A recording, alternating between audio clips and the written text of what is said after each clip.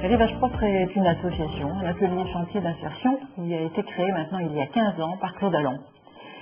C'est une association qui vise à remettre à l'emploi des personnes qui ont été, pour diverses raisons, en difficulté et très éloignées de l'emploi. Donc cette association, depuis 15 ans, s'est développée et professionnalisée, je vais dire, puisqu'elle a démarré avec une activité environnement, et notamment nettoyage de plage. Cette activité s'est professionnalisée et depuis environ 3 ans, on a adjoint une autre activité qui est le bâtiment. On a aujourd'hui 13 salariés permanents. Parmi ces 13 salariés permanents, il y a 2 chargés de mission insertion et il y a 6 chefs d'équipe encadrants techniques qui sont sur le terrain, donc 2 sur le bâtiment et 5 sur l'environnement, et puis un responsable des techniques pour s'occuper des chantiers, et puis bien sûr tout ce qui est administratif. Et donc c'est un travail, vraiment un travail d'équipe, même avec toutes les structures telles que la mission locale, le PLI, la NPE, pour justement, c'est vraiment un travail collectif pour aider toutes ces personnes. Nous accueillons 70 personnes en contrat aidé, 50 qui travaillent en environnement et 20 qui travaillent sur le bâtiment. Parmi les interventions qu'on peut faire sur l'environnement, nous avons l'entretien de rivières, nous avons l'entretien tout le réseau de chemins de randonnée du Boulonnais, le nettoyage des plages. On gère 21 km de côte entre Dannes et Wimereux.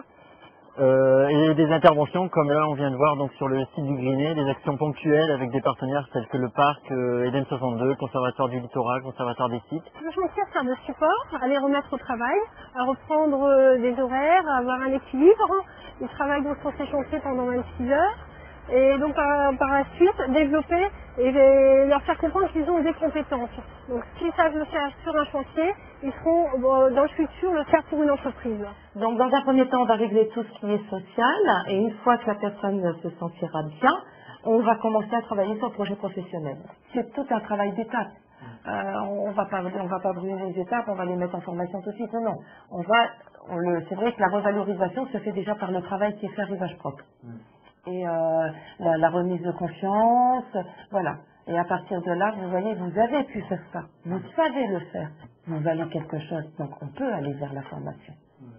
Et voilà. Et on va grimper comme ça, tout doucement, les échelons. Rivage, c'est rassurant également.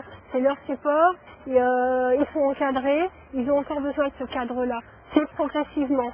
Les personnes qui vont être embauchées à Leroy Merlin, on les lâche pas directement comme ça. Il y aura toujours le suivi derrière jusqu'au contrat de travail. J'ai un CAP ébéniste, donc j'ai fait beaucoup d'ateliers, j'ai fait un petit peu de chantier par la suite, donc en intérim. Donc moi les chantiers, j'en avais fait le tour en fait. Et je voulais vraiment changer d'orientation.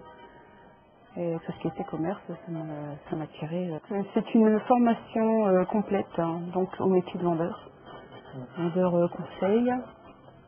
Et normalement un CDD qui devrait débuter après l'été, quoi. Il faut expliquer aux chefs d'entreprise que recruter quelqu'un qui sort d'une période d'insertion, c'est positif puisque la personne a quand même, je veux dire, grandi, a quand même résolu un certain nombre de problèmes périphériques. S'il recrute des gens qui sont dans des structures comme les nôtres, il aura peut-être des gens plus adaptés, qui ne seront pas surformés.